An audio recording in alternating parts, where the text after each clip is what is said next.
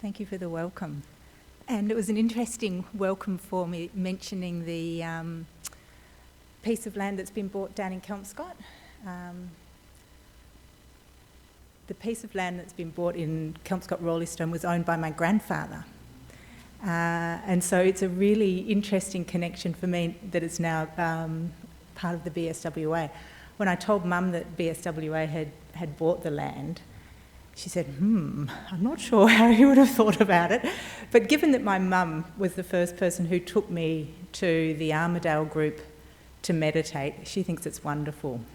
So it's a really nice connection with, as Anusha said, a beautiful piece of land, a little bit out of the city.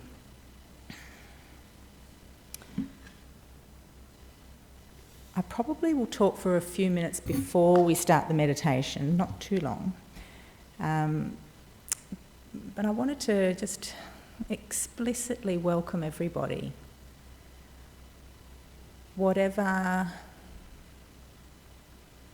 your particular interest is in being here, whatever your history, whatever religious background, you can come here and participate as a Christian, a Jew, a Muslim, an atheist, a confused being.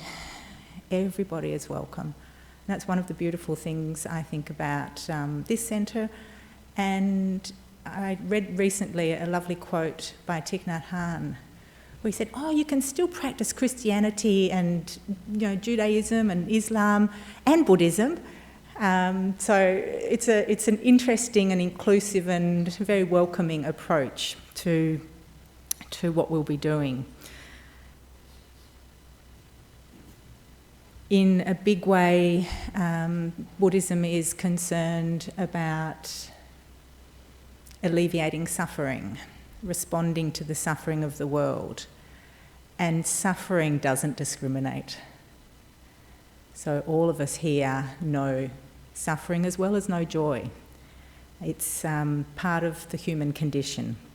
And so if there's something that being together and meditating supports us in responding to those challenges of being human, how good, how good.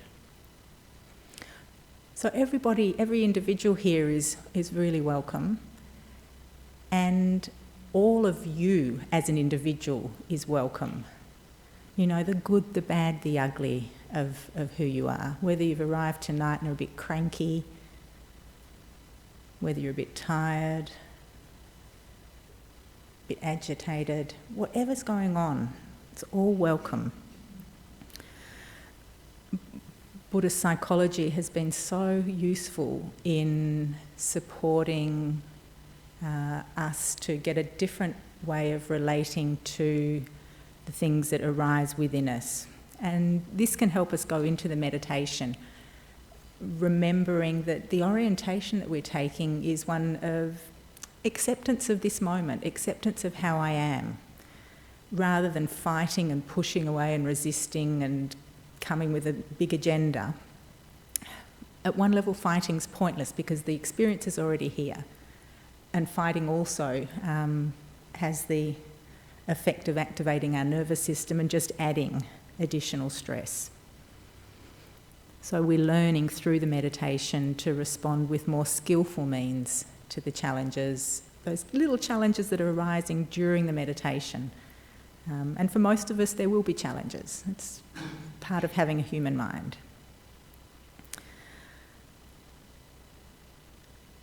One of the very well-used quotes from Carl Rogers talks to this as well. He says that the curious paradox is when I accept myself just as I am, then I can change.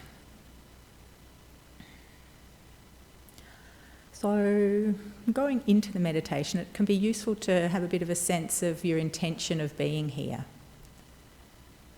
And I thought I'd read a piece by Wes Nisker. He's very involved in Spirit Rock in the US, some of you might know about. And it's called Why I Meditate. I meditate because I suffer. I suffer, therefore I am. I am, therefore I meditate. I meditate because there's so many other things to do. I meditate because when I was younger, it was all the rage. I meditate because Siddhartha Gautama, Bodhidharma, Marco Polo, the British Raj, Carl Jung, Alan Watts, Jack Kerouac, Alfred E. Newman et al.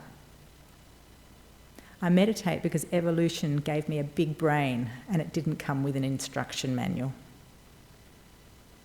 I meditate because I have all the information I need.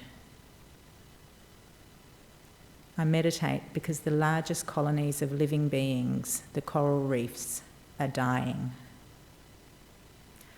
I meditate because I want to touch deep time, where the history of humanity can be seen as just an evolutionary adjustment period. I meditate because life is too short and sitting slows it down. I meditate because life is too long and I need an occasional break. I meditate because I want to experience the world as Rumi did, or Walt Whitman, or as Mary Oliver. I meditate because now I know that enlightenment doesn't exist, so I can relax. I meditate because of the Dalai Lama's laugh. I meditate because there are too many advertisements in my head and I'm embracing them all but the very best of them. I meditate because the physicists say there may be 11 dimensions to reality, and I want to get a peek at a few more of them. I meditate because I've discovered that my mind is a great toy and I like to play with it. I meditate because I want to remember that I'm perfectly human. Sometimes I meditate because my heart is breaking. Sometimes I meditate so that my heart will break. I meditate because a Vedanta master once told me that in Hindi my name, Niska, means non-doer. I meditate because I'm growing old and want to become more comfortable with emptiness.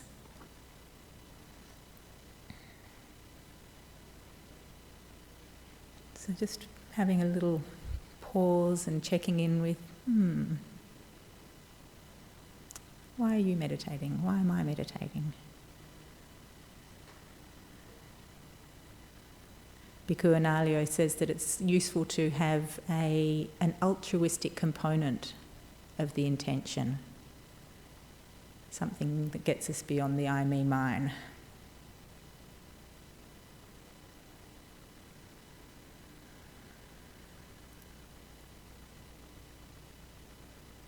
And even though it does feel a bit grand saying this, in some ways part of my intention is to be in some way of service in the healing of the world and the creation of a sustainable society. But grand or small, a little bit of peace in this moment, it doesn't really matter. Just having a sense of, why are we here? And settling in, finding the position that will support you for the next half an hour.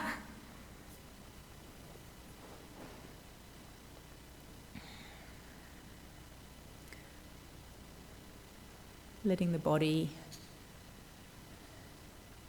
maybe guide you in what it needs for the moment. So listening into the body as we gently close the eyes if that's comfortable. Or just find a place to rest the gaze if you'd prefer to keep the eyes open.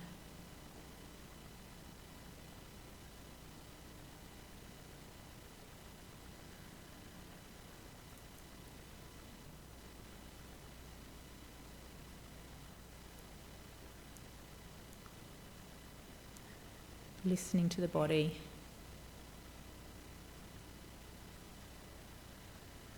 And settling the body.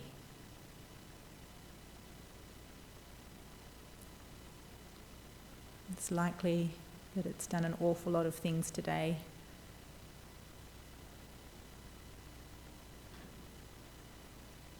By listening and caring for it now, the body knows that it's been looked after and can perhaps settle a little more easily.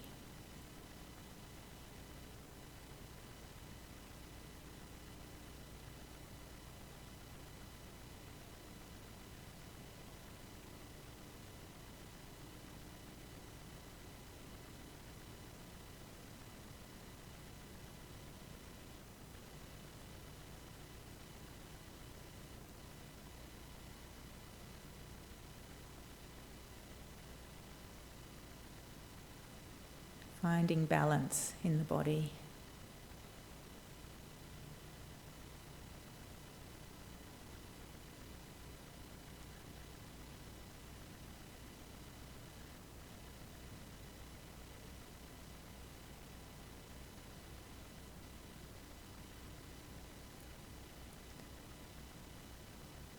Pema Chodron talks of equanimity as being represented by a soft front and a strong back.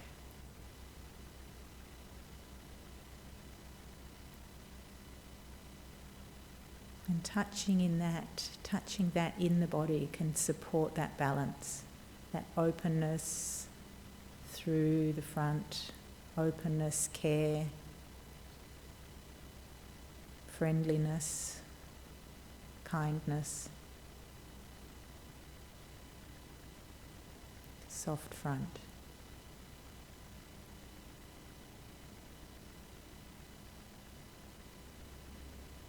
And at the back, strong back, stability, presence, groundedness.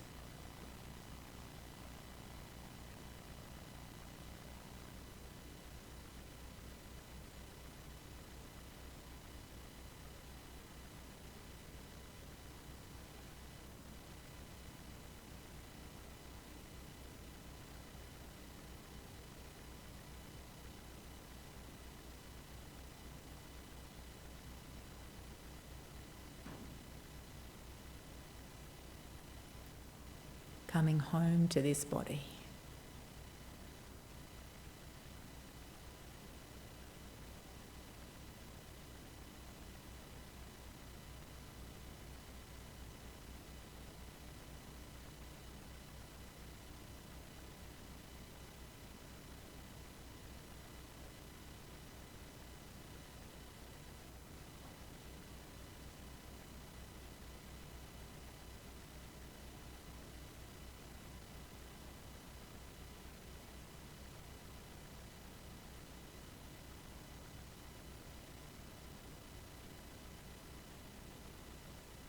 And from this soft front and strong back, opening with kindness to the moment, this moment, as you're experiencing it.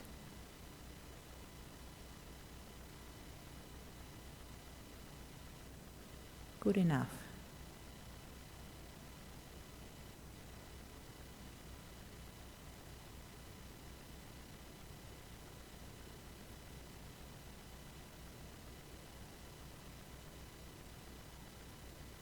Coming to this moment with curiosity, without any agenda, other than to be with it in kind relationship.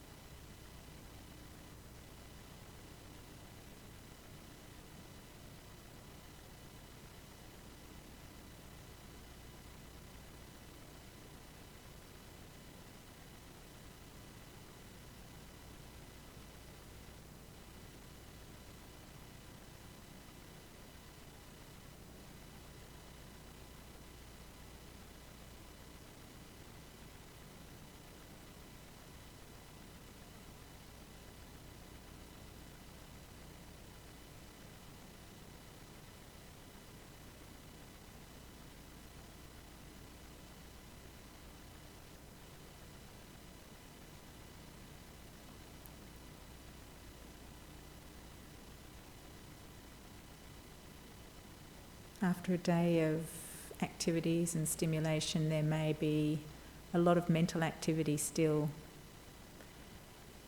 whirring through the mind. Not a problem. That's what human minds do. Just letting it be. Gently coming on back home to the body. Soft front, strong back.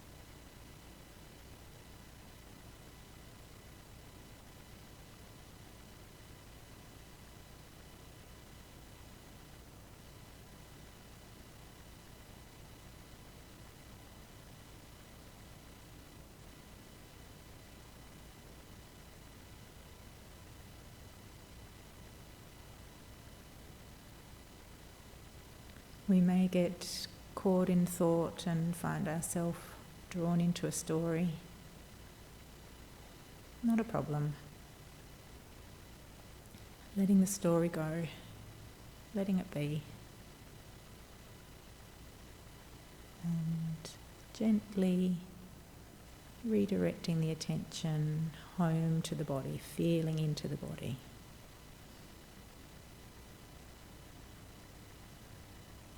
Soft front, strong back.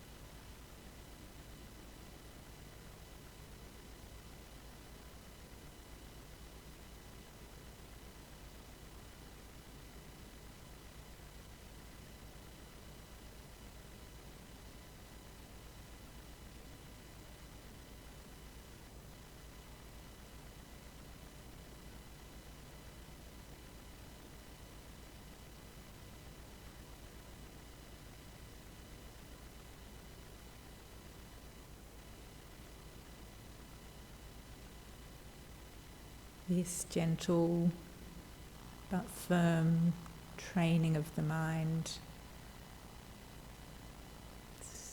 may or may not be easy, may or may not be pleasant tonight, but it's always worthwhile.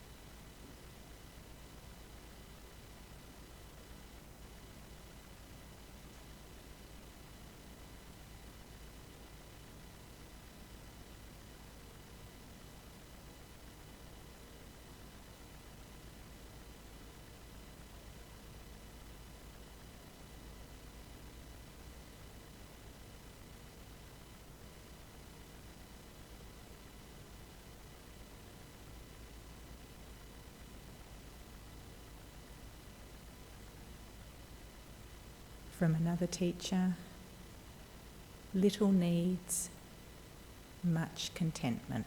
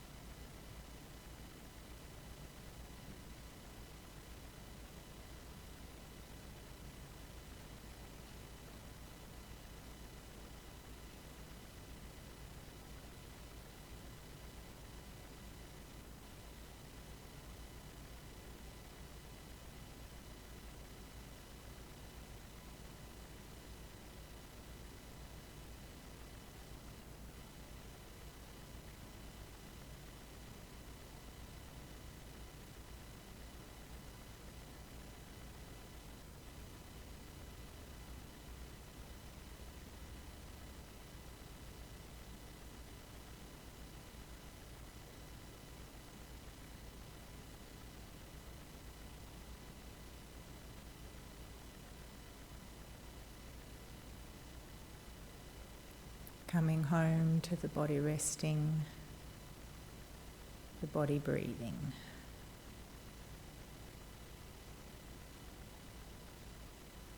Soft front, strong back.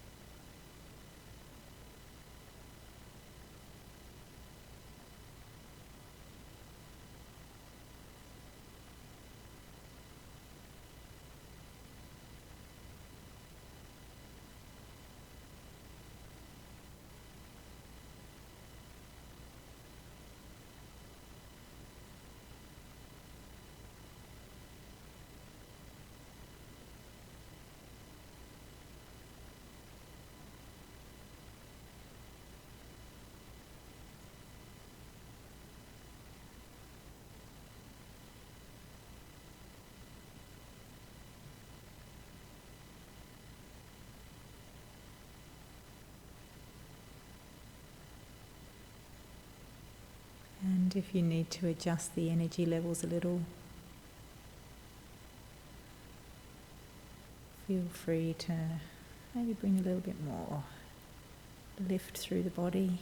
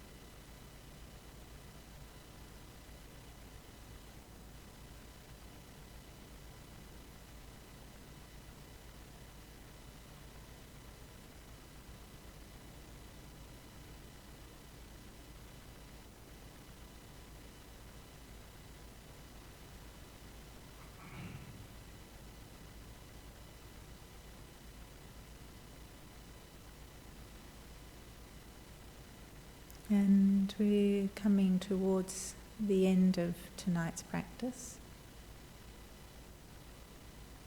It can be interesting to notice what happens in the mind with that information. Just watching, bringing mindfulness to the thoughts and the feelings that they might be very slight that arise. Maybe some habitual ways of getting yourself ready to bring a meditation to a close. You might notice patterns.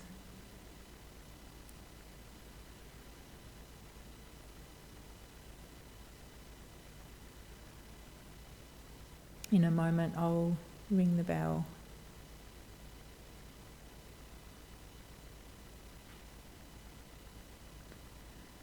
And that can be the signal for us to finish tonight's practice.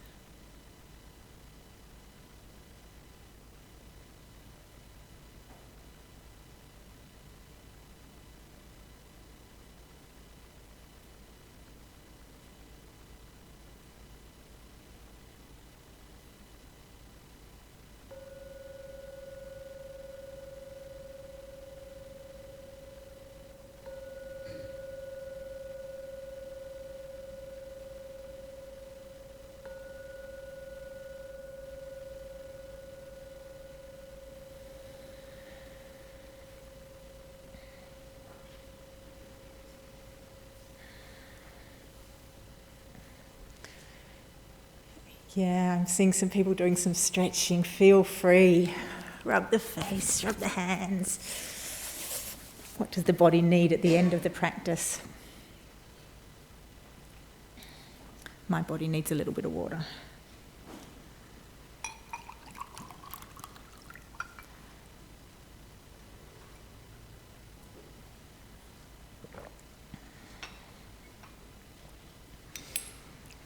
And there's a couple of things I thought I might talk about tonight.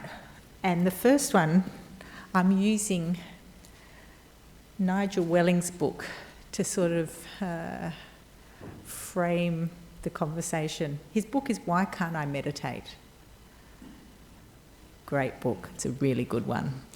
For all of us who at times find that, in our daily or our weekly practice that we're doing, our experience of the meditation is anything but that, beautiful, blissful looking image of the woman on the mountaintop that they use to sell meditation these days. Sometimes what's going on in our head is completely different.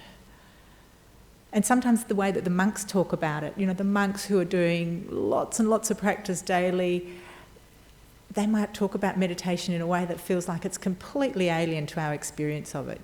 We sit down to meditate sometimes and it seems like the pet owner has let the hamsters out of the cages and they are running a million miles in the hamster wheels of the head. Different stories going. Worries about what's going to happen tomorrow, rehashing what conversations we had earlier today, noticing different feelings, all sorts of different things come up and get in the way as those hamster wheels spin. Agitation, restlessness, or we might find we just drop off. It's just this sort of hazy space. Not quite sure where we are, what's going on. It feels very yummy, but we're anything but really present to what's going on. I remember maybe 15 years ago doing a retreat with Ajahn Vayama, who leads the chanting here before the meditation. And I went and spoke with her. I said, look, it just seems like every time I meditate, I'm doing it for the first time. I've got this crazy mind. And her response was so helpful for me. She said, are you living a busy life? I said, yeah, I'm living a very busy life. She said, the human mind needs downtime. We put all of this information, we have all of these experiences. Our minds need downtime to just process the information. And your mind is saying, oh, fantastic. For a moment, she's just stopped and is not putting anything more, not asking anything of it. And so it's just doing its own little processing. She said, are you noticing any benefits, though, in the rest of your life? I said, oh, yeah, no, I can see benefits in the rest of my life. It's my meditation practice that feels every day. It's, what is it, Groundhog Day? And she said, well, that's most important, to be able to see the benefits in your daily life. I used to be the sibling, there were 4 of us kids. I was the sibling that my brothers and sisters would just try and get a rise out of, because it was very easy. I was reactive, so they would bait me and I'd bite back. So one of the things I had been noticing was just a slow, and it's an ongoing process, it's still a work in progress, easing of some of the reactivity that I was aware of. And she said, yeah, that kind of thing. So I just want to normalise that for most of us that live pretty busy lives, meditation won't always be beautiful and blissful and, one step off nirvana. We, in our modern world, have somehow created a situation where it's non-stop input of information for most of us. We are so overstimulated. The natural periods of downtime that used to exist for our minds, and are so important for our minds, have been gobbled up, because now often what happens is a moment of downtime, so we get out a device and put more things in. And often what we're putting in isn't especially calming. The news, full of distressing stories, And we don't always remember that it's news because it's different from the norm. It can be really useful to remember that it's only news because it's different from the norm. The norm actually for most of us is a pretty okay kind of day. But we get all of these difficult and distressing situations so that we can, our poor old nervous system can be quite activated, or we get into situations of empathic distress with other people that we're hearing about, not necessarily having skillful means to deal with that.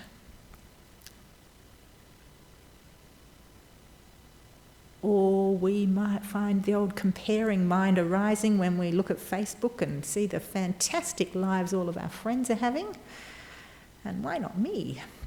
So, all of these different ways that we keep our mind engaged and not always in productive ways means that, when we do stop and sit to meditate, it's not always going to be straightforward. If we can notice some benefit in the rest of our life, that's where the rubber hits the road. That's why we're doing it.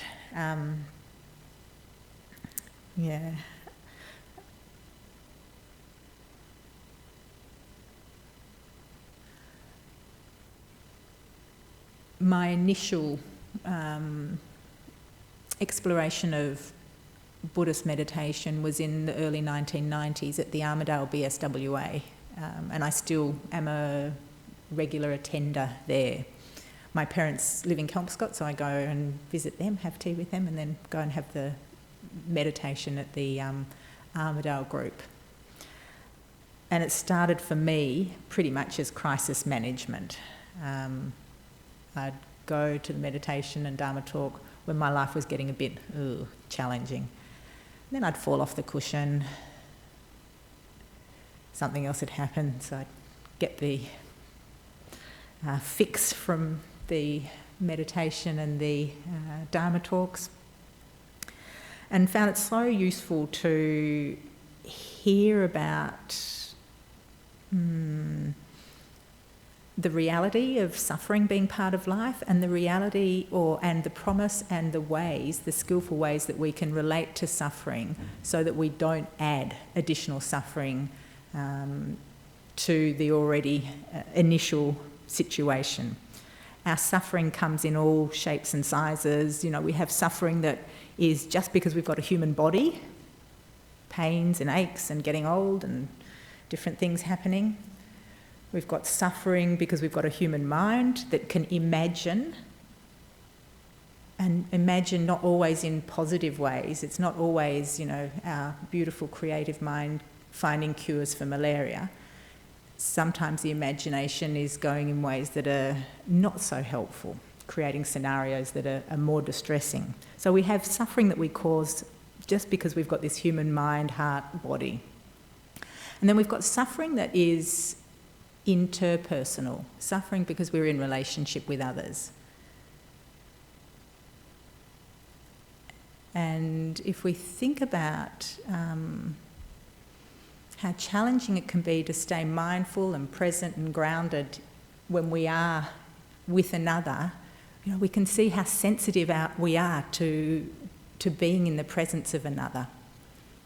So there's suffering in relationships, and then there's suffering that different groups cause each other as well.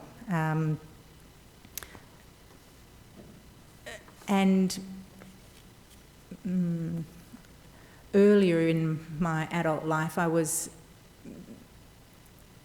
very active and interested in social justice issues, looking at the different ways that human beings cause suffering to others because of how they use their power over, and discriminate on the basis of, religion and race and ability, age. I spent a number of years working in the refugee area, worked for Case for Refugees, looking for ways to minimise that structural suffering that human beings create. that was really important to me early in my adult years. In the beginning of this decade, when I decided I wanted to make meditation and the practice a bigger part of my life, I then thought, oh, well, I'll make it my work. That'll be a bigger part of my life. So went off to the University of Massachusetts and did their instructor training at the medical school for mindfulness-based stress reduction. And really around that time had more of a focus, and since that time I've had more of a focus on the intrapersonal suffering, the challenges of having a human mind and a human body and a human nervous system. My volunteer work then at that time also became much more interested in responding to the individual suffering of individuals. I've been a Lifeline telephone counsellor for, 8 years, something like that. And so that's a very individual way to respond to suffering rather than looking at it in the structural sense that I was interested in from a social justice aspect previously. The individual levels of suffering come because we are hardwired to react to situations that we perceive to be threatening. Our fight, flight, freeze system very easily turned on. We're also hardwired to run after rewards, resources, bling. That might sound like craving. Second noble truth. That creates awful lot of suffering for us. And one of the really interesting things, well, it's interesting to me, that's been discovered in the last couple of decades is that the human brain, the reward system of the human brain, releases the dopamine in the phase of anticipation, in the phase of wanting, in the phase of desire, not when we get the reward. The brain's reward system actually has two parts to it, and the biggest, by far, the most easily turned on, is the part of the reward system that keeps us wanting, that keeps us running after bling. And learning that made me think, the Buddha discovered that from the inside out, and now the neuroscientists are finding it from the different studies that they are doing. How do we deal with this hardwiring? Another way that our mind works is when we're just not doing anything in particular, the default mode network of the human mind generally is thinking about itself. I, me, mine. And that often has a little level of dissatisfaction to it because, we want something a bit different, it's not so good, why do they have it and not me, and da-da-da-da-da-da. We have a mind that very easily can generate challenges for us, our own suffering. And so we've got this individual aspect to our suffering, and we've also got the structural aspects to suffering. And in the last 18 months, I've actually gone back a little bit to being more interested in some of those bigger picture aspects of suffering. In particular, looking at the suffering we cause each other and the planet. Obviously, one of the biggest issues at the moment is the climate crisis. And so the suffering connected with how we relate to the planet is something that is exercising my mind a lot.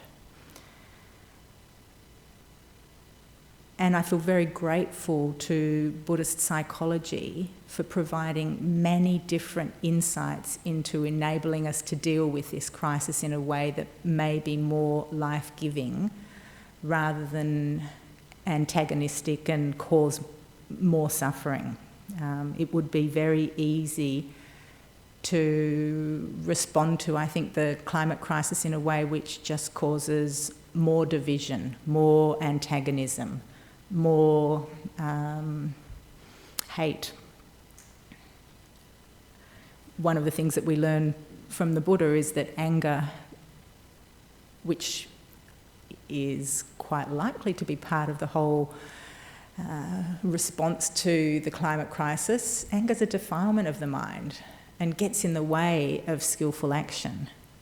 Now, most of us, I don't know if there's anybody enlightened here, but most of us will feel anger from time to time in relation to different things. And so it's part of being a human, and it's not to go to war with ourselves because at times we feel angry, but it's how do we deal with that anger, to use the information and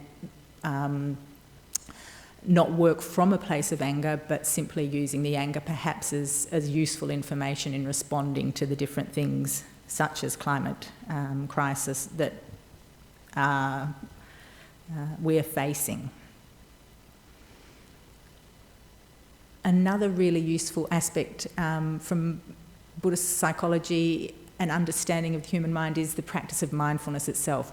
Mindfulness is inviting us to know our experience, to turn towards our experience, whether it's pleasant or unpleasant or neutral. It's not saying, only have good experiences, because of course that would be impossible. How do we be with our how do we be with our experience when we don't want it? How do we be with our experience when it's unpleasant? Mindfulness is really vital to be able to keep us in contact with our experience, even if it's uncomfortable, and support us to incorporate and integrate all of the aspects of who we are. And then the Buddha also talks about equanimity as being a really vital component to cultivate. So important when we are in difficult situations. And compassion too. Compassion is not unique to Buddhism, of course. Many of these things aren't, some are. But the compassion, not only for ourselves when we're in a situation which we don't know how to behave, what to do, but compassion also for the people who are making decisions that are so destructive for the planet. What is it that in their conditioning, what happened in their lives that this makes sense? So rather than vilifying, understanding that they are the heirs of their karma also. They are living out they are in response to the experiences of their life.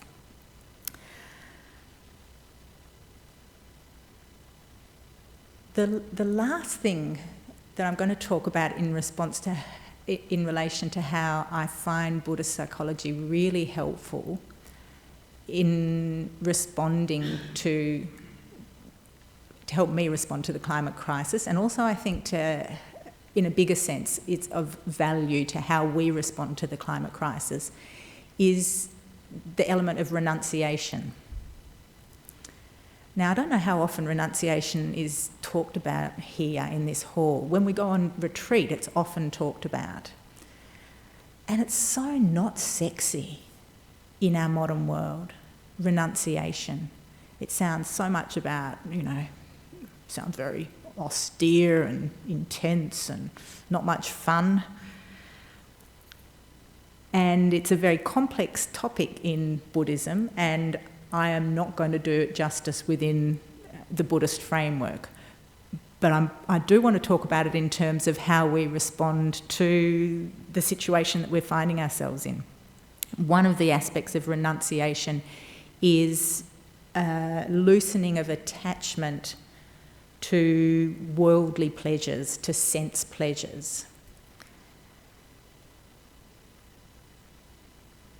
The fact that you are here, in fact, is a small act of renunciation.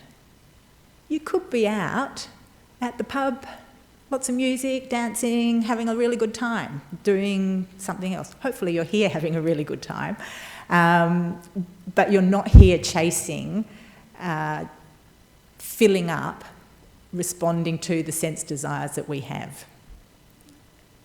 There's another purpose. And the planet needs us to renounce our worldly desires. The planet can't support the extent of our worldly desires.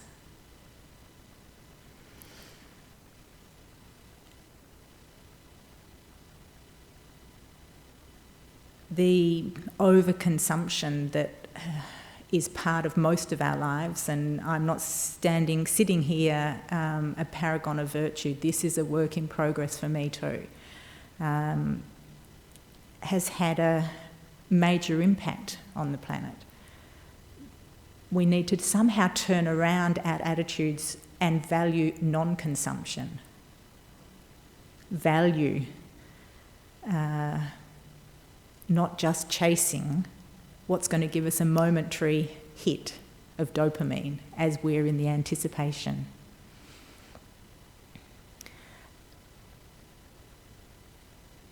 One of the benefits of renunciation is that we stop being enslaved by our attachment to sense pleasure.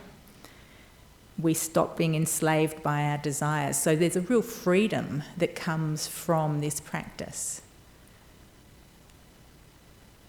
How can we talk about this and the freedom and the benefits of not chasing what looks like a good idea, the next bit of bling? Renunciation is so countercultural. Advertising is a major tool of consumer capitalism, which is creating desires.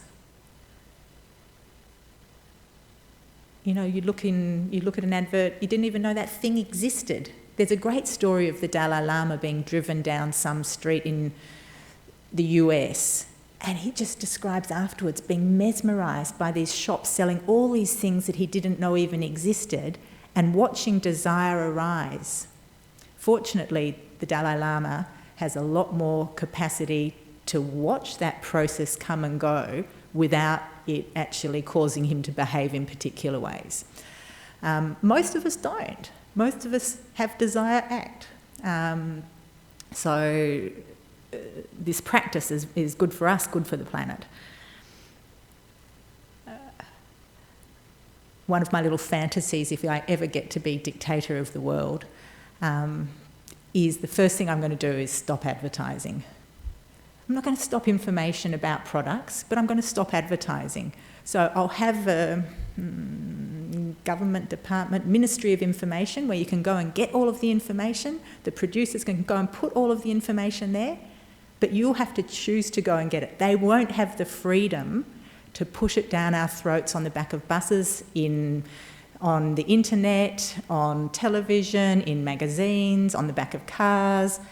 We are bombarded with desire-creating messages, squillions of them every day. And in the meantime, until I am dictator of the world, I'll need to work on my own desires and see if I can strengthen renunciation as part of my capacity. And I have mixed experience with renunciation. I love food. And particularly on retreat, that is a great place to observe desire and food and how I deal with it. And it's not an easy thing for me to make choices that are restrained in relation to food. In some other areas of my life, renunciation's easy. I shop at op shops. I am not a big consumer of stuff, and I'm very grateful for my parents and their way of being, where that wasn't part of my upbringing. If it had been different, I probably would be. So it's not to vilify people who are in that consumptive mode, but it's to find ways that we can support people to find rewards in non-consumption that I think is so important at the moment. How do we make simplicity, frugality, abstinence, how do we make those things attractive, sexy? That's the challenge. And they're so vital. as I mentioned, even though we might be told renunciation is in some way sort of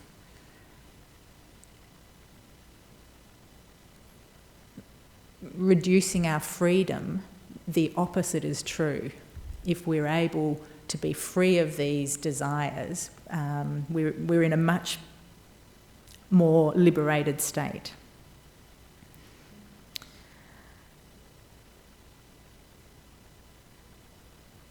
There are other things in relation to taking action on the climate crisis where I think renunciation has a place to play too. I think it's easy to get into a sense of being right and righteous. We can renounce that. I can renounce that. It's easy to get into a state of having a sense of knowing what other people should do. We at times need certainty. If we're committing to act, to whether it's to take action through the students' strike, Extinction Rebellion, through other means, we sometimes might think, well, we need certainty that what we're doing is going to pay off.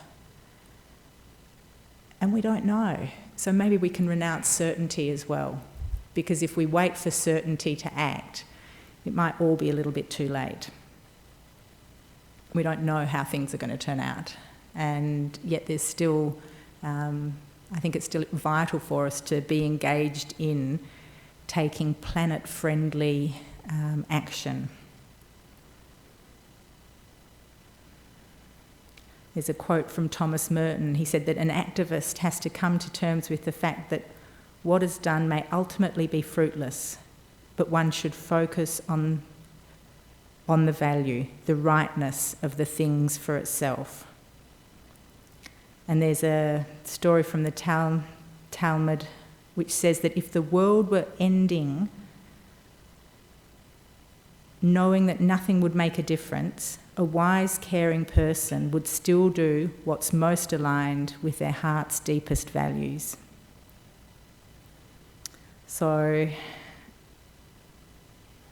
needing certainty might be something else that we can renounce and still engage in useful, planet-friendly action.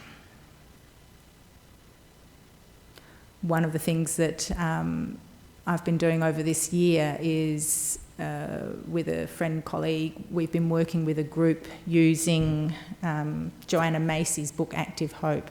Joanna Macy is a Buddhist professor and has been an activist for 40, 50 years. One of the really useful things about her approach to training in this area is she uses a spiral. It starts from gratitude. The second step is honouring our pain. The third step is seeing with new eyes. The fourth step is going forth. Now that second step, honouring our pain, is something that's often overlooked because it's too hard to actually talk about our pain, the despair, the sadness, the grief, and yet finding spaces for us to acknowledge the impact of living in the time that we do and responding to that in life-giving ways in community is really important. There's a great podcast where she's interviewed by the Extinction Rebellion mob and talks about the connection between her work and the work of environmental activists at the moment.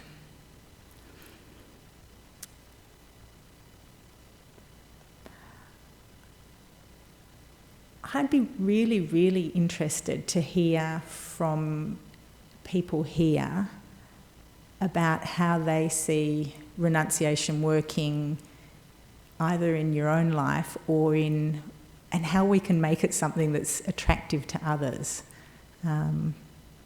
because I'm keen to spread the word on this in a way that can be heard. And I'm sure there are lots of people here with some really interesting ways you've thought about it. This isn't, something new for many of you. I'd love to hear if there are some experiences or ideas out there. Anybody been contemplating this and playing with this? Yeah.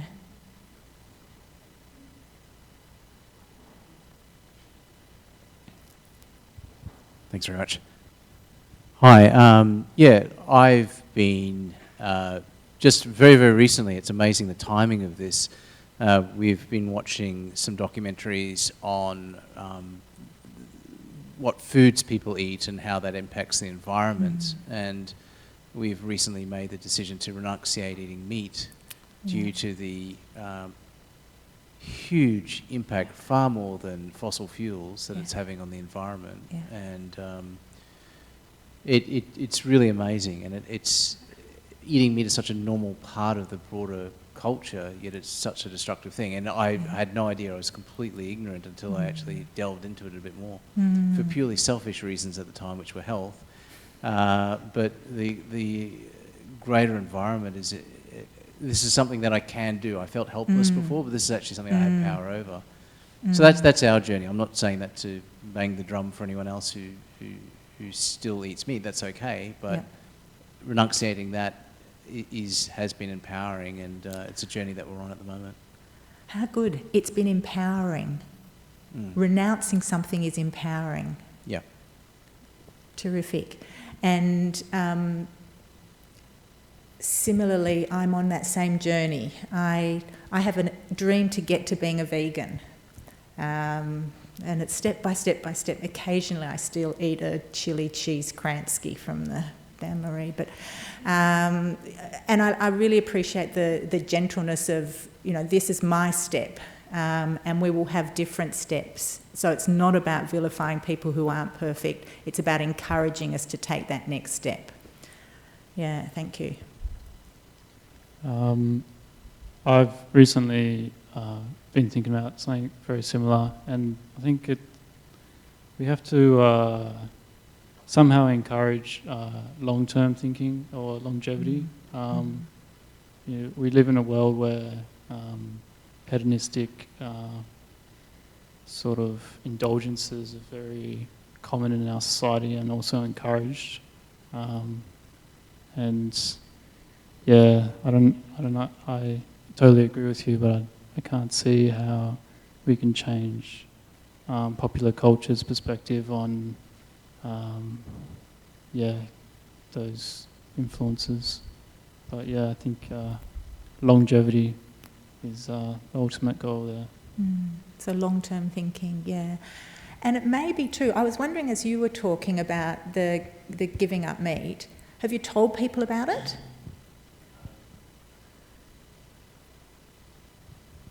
We have a friend who is further ahead on this journey, and he has a very gentle approach, and he just says, this is something that's good for myself, go and research it yourself. And that was very non-threatening.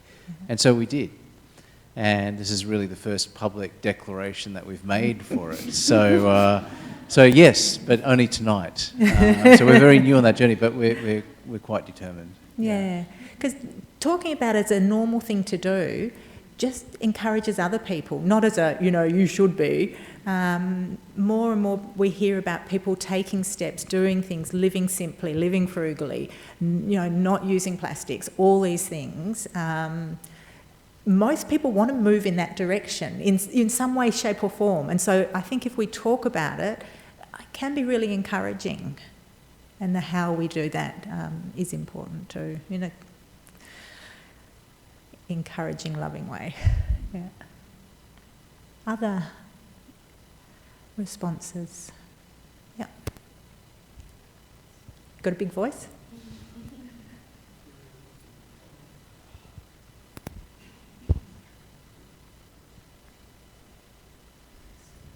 Yeah, sorry, I don't know exactly what to start. But I feel it's like it's a hypocritical possibly, because didn't you mention advertising and you want to dissuade this as a tactic in general? This was your utopian dream, yeah? Sorry, it's a little bit hard to hear. This is your utopian dream, right? To dissuade people from advertising, eventually, perhaps. That's what you said. Yeah. So it's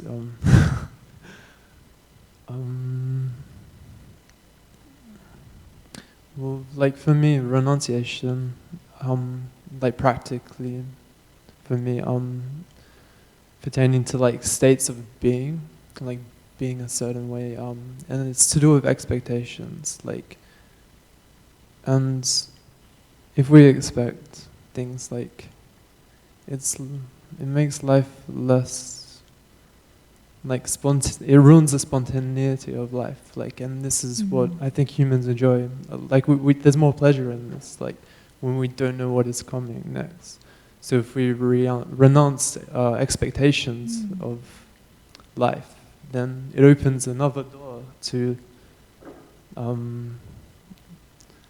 just, whatever happens, and embrace it, you know? I don't know, for me. And we're much less likely to come into conflict with the present moment because we're open to the present moment as it is, rather than expecting it to be a certain way. Yeah. In terms of internal conflict, there'll be greater freedom from that.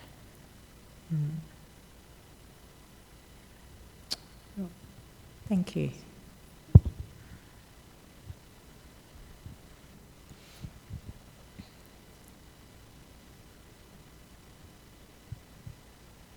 I think we're quite blessed with a friend, and he did a talk recently about learning to not become a victim in life, and I think that's been something that's really caused me a lot of pain in my life, because I think sometimes we feel awful is because we feel like always someone's hurting us, or whatever relationships that you're talking about that cause us pain, but we don't see it from the lens that, because I'm seeing it as a victim. So I'd like to renounce being a victim, in a sense that everything that has happened to me has happened for a reason, to shape who I am, not the...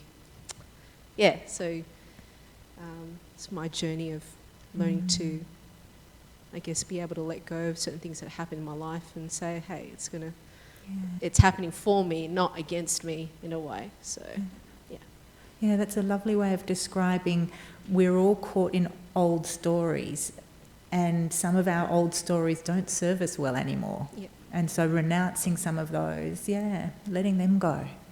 Our attachment to those stories. Thank you.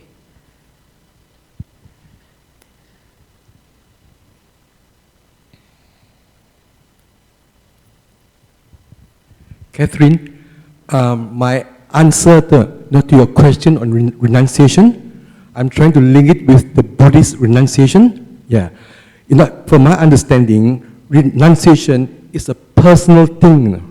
Okay, yeah, you have to have, how do I say, you can't you can influence it, but you can't force people what to renounce. Your thing, like in the Buddhist one, okay, it's a personal inward thing, okay, yeah. And then, how do you say, a lot of people, they have like dust in their eyes. You tell them things, they can't see it, it's a good cause, it just goes through. Only those out in the Buddhist sense, okay, like the path, okay, only those few, okay, who can see it, the thing. It's an inward, it's an inward thing. And how do you say, to expect a wider response, it's, I would say, hard. It might take time to do this thing, but it's more like an inward thing. Yeah. That's my response. Yeah, and at some point someone will have talked to you about it, and it will have hit home to you, and it will have made sense to you. So at different times, people talking about it is useful. So it's finding those times too, when it might be something that we're able to hear, because you're absolutely right about it not being something that can be imposed or that people will be interested in hearing. for the I'm large trying part. to, can I say?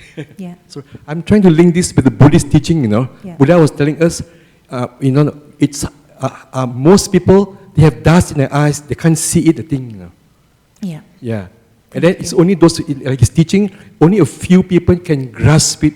He was saying this thing. So I suppose like in renunciation too, because most people, they are, how they say, more towards like outward, you know. They're out, how they say, their attitude to life is on the pleasures, outside pleasures. You ask them to renounce, it's quite difficult, I think. Yeah, it is. It's difficult even when some of the dust has gone. Yeah. Thank you. Maybe one last person. Thank you. For me, I think it was letting go of meat, which was quite difficult because I've lived with a family of meat eaters predominantly, and I still have family that are meat eaters, and I think I've been vegetarian now for about a year. Well done. So Yeah. it was, a bit of a... Terrific. And how's that going down in the rest of the family? Oh, I get mocked. Right. Yeah, yeah, yeah. But that's okay. They just had their first vegetarian lasagna. No one made any comment. I loved it, yeah. It's very challenging for people when we make decisions that go against the business as usual. So I think it is to be expected that people can, as a way of trying to deal with the discomfort that a different behaviour can cause, that mocking can be one way that they're trying to discharge that discomfort. Can happen. Yeah. Thank you all. Thank you all. Well, I'm happy to stay a couple of more minutes if there are people who want to have a bit more chat about this. And in the meantime, go well. And it might be a nice time if you're interested in dedicating the merit that we all have accumulated through the practice, through the meditation, through the reflection, maybe to the planet tonight. Go well.